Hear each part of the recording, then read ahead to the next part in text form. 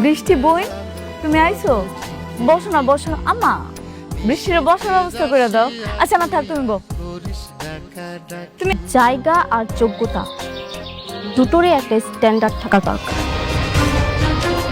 তোমাকে মারার চেষ্টা করেছিল, তুমি ঠিক আছো তো? তোমার কোনো ক্ষতি হয়নি তো? হ্যাঁ, আমি ঠিক আছি।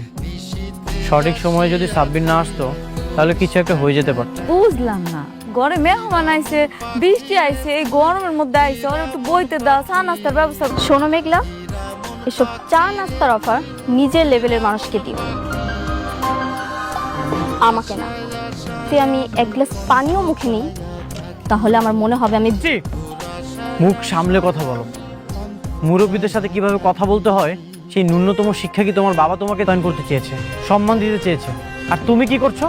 অহংকার দেখাচ্ছ। তুমি তোমার লেভেলটা একটু চেক করে নাও। তাকে বিয়ে করার আগে তুমি আগে কি ছিলে আর এখন কি হয়েছে, তাই তার সঙ্গে কথা বলার আগে একটু ভেবেচিন্তে বলবে। সাব্বির, কথা বলার তুই কে? অনেক ছাড়ো। আমি এখানে এসেছি শুধুমাত্র তোমাকে দেখার জন্য। তোমার উপর হামলা হয়েছে শুনে আমি ছুটে এসেছি তোমাকে দেখতে, কারণ আমি তোমাকে ভালোবাসি। না হলে এই নোংরা বস্তিতে আমি কখনোই আসতাম না। আমি এখন আসছি। মা বৃষ্টি, তুমি তো আমার মেয়ের মতোই, তাই না? হ্যাঁ, একটু বসো, চা নাস্তা কিছু খাও। না, বেন না। আমি আপনার এই বস্তির মেয়ের মতো কোনো কলঙ্কিত বা সস্তা মেয়ে নই,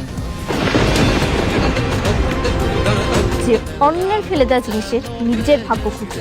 বৃষ্টি, শোনো, তুমি টাকা পয়সা দিয়ে সব কিনতে পারবা, কিন্তু তুমি যে ব্যবহার করতেছো নিজের স্বামীর মনের জায়গাটা কোনোদিনও কিনতে পারবা না। এভাবে করলে তো শালিমার গ্রুপের সাথে ফাইট করে তোমরা জিতবে না। ফাইট করে পারবো না কিনা জানি না স্যার। যার বিয়ে হয়ে গেছে, যে অন্য মানুষের বউ। বৃষ্টি বলেছে বিদায় আমি আপনার সাথে কাজটা করার জন্য রাজি হয়েছি। তা না হলে আপনি অনেক খারাপ কাজ করেন, আমি তারপরও রাজি হয়েছি। এখন যদি বৃষ্টি এসে বলে তুই কাজটা ছেড়ে দাও, হয় ছেড়ে দাও। আসলে আসুক, না আসলে নাই, আপনি একটু বইলে দেখেন ঠিক আছে।